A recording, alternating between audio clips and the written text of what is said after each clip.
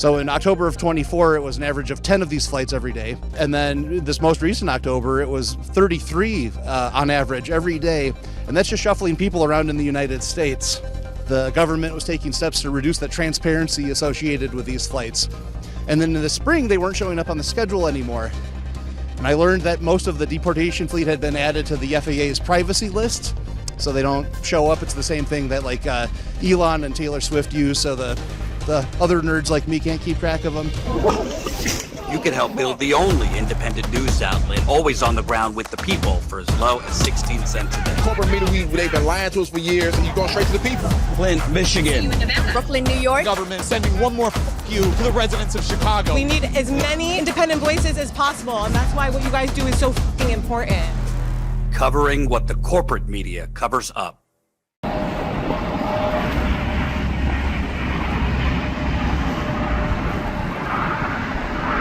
JT Siskowski for Status Coup. I'm here at the Minneapolis airport where we just watched 24, maybe more people be loaded onto a deportation flight and taken we don't know where. That's going to be one of the questions that I'm about to ask and see if we can get some answers, because there have been volunteers.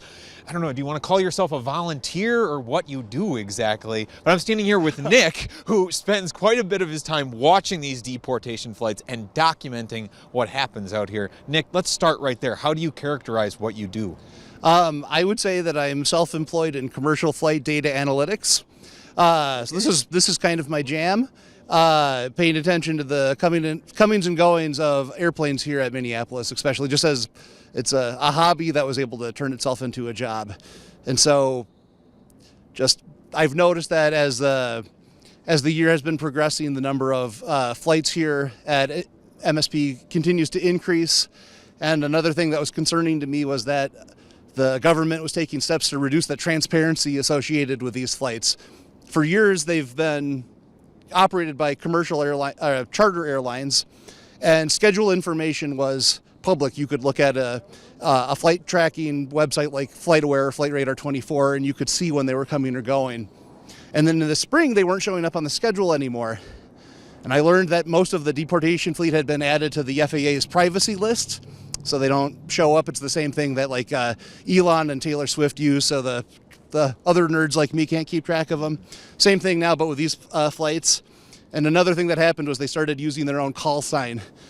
Usually when Global Crossing is here in Minneapolis, they'd, if you were listening to the radio to hear them, they'd say, you know, I'm Gemini 1, 2, 3, 4, or whatever. That's Gemini is their call sign. And now they use a Tyson call sign. And that Tyson call sign prevents them from showing up on many of the flight trackers. And it also gives them priority handling from the FAA. So while you're sitting there waiting to take off, they get to go before you do. So it's from a transparency standpoint.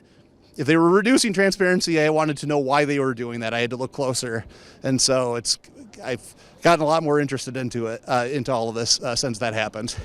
Let's talk about that transparency and scale of what's happening out here. So we just interviewed another person, Lynn, who also has been watching these flights, and she said this is the largest that she's seen in the 6 weeks of being out here documenting in terms of the number of people that have been sent out. I also overheard you saying, as we're watching this flight get loaded up, the way that the Trump administration is characterizing how it wants to start handling people almost like they are packages, and started to handle people like an Amazon delivery service, except instead of delivering a package to your doorstep, instead it's delivering a person back into a country where presumably in many cases they did not feel safe, and that is why they left and tried to chase the American dream here in the United States. So I get you to talk about just in terms of scale, what have you seen out here from their operations? So just here at Minneapolis, I noticed the tempo had gone from once a week up to 3 or 4 times a week, which is what we're at now.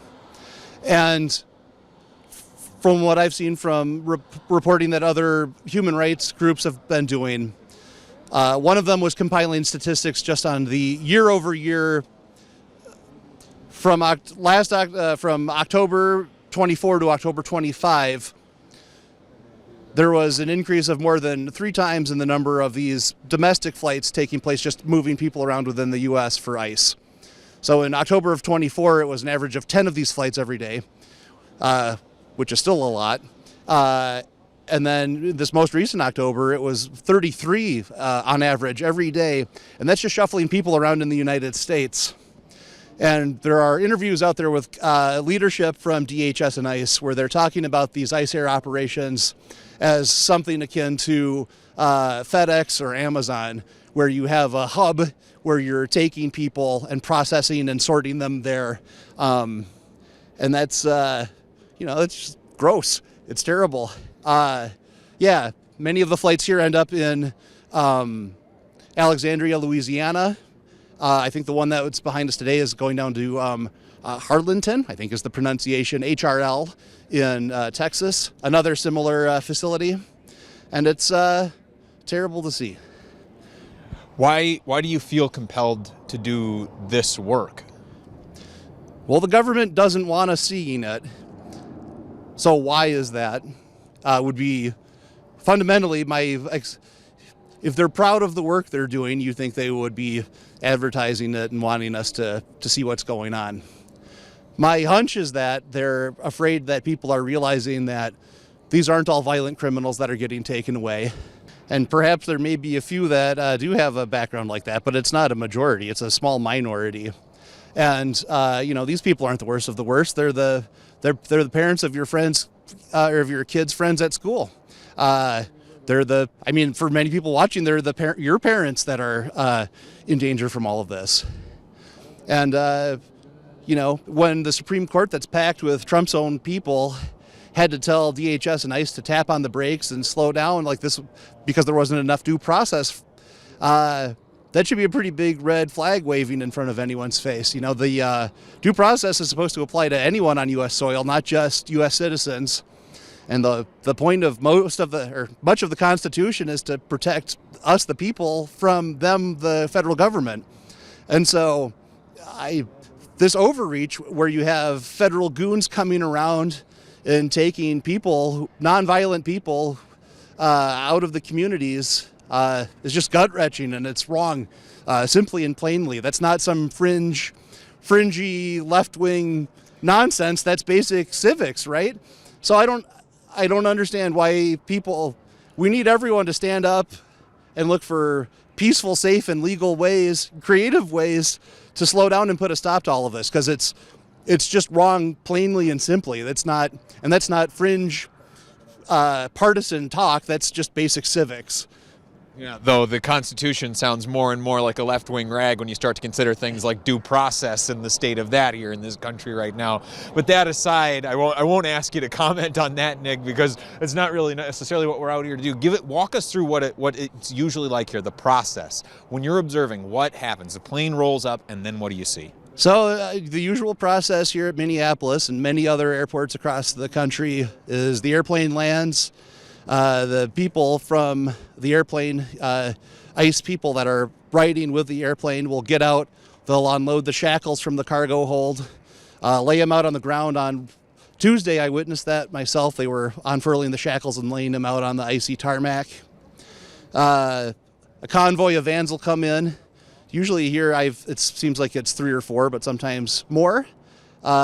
People get off of the airplane. People get out of the vans. They're shackled up and inspected, and they hobble up the air stairs and get on the plane. And it's my understanding they don't always know where they're going. They're chained and shackled at their wrists are held at their waist. You were explaining also, I overheard you saying that about some of the problems that those shackles can present during a flight. Yeah, so even if you ignore the dehumanizing horror that all of that presents, from a practical safety standpoint, if there's a pressurization issue on these flights when they're flying, if you've ever been on a flight, the flight attendant tells you, the mask will drop down in front of you and put that mask on and help yourself before you help others. If you're one of these people on one of these planes, that mask falls down on your face and there's nothing falls down in front of your face, there's nothing you can do about it because your hands are being held but with chains at your waist. You can't do anything about that. So you're just out of luck. And heaven forbid there's something where, the unlikely event of a water landing or landing on the ground and having some sort of mechanical issue.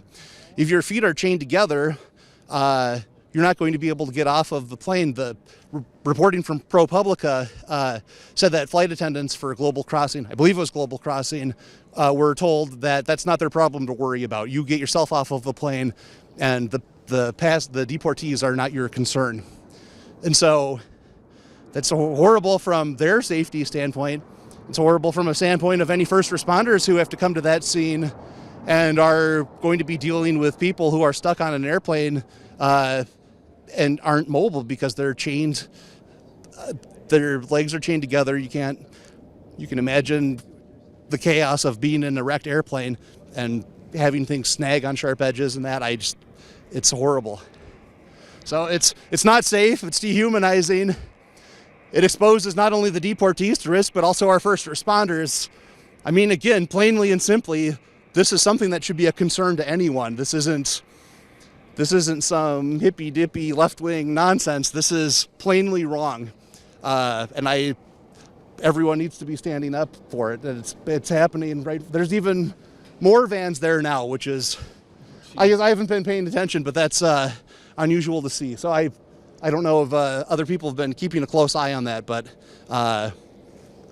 it's disheartening to see that another van has pulled up there now. So, and it's terrible. Plainly and simply, it's wrong. Anything else you would want to add while you have the platform?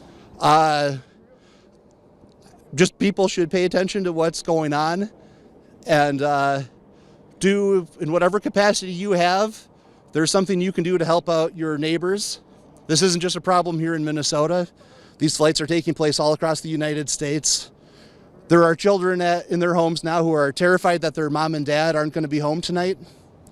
And we should be thinking long and hard about what we can do to slow down and stop that safely, legally, and creatively to slow things down and make it impossible for that to continue happening. It's completely unacceptable as an American.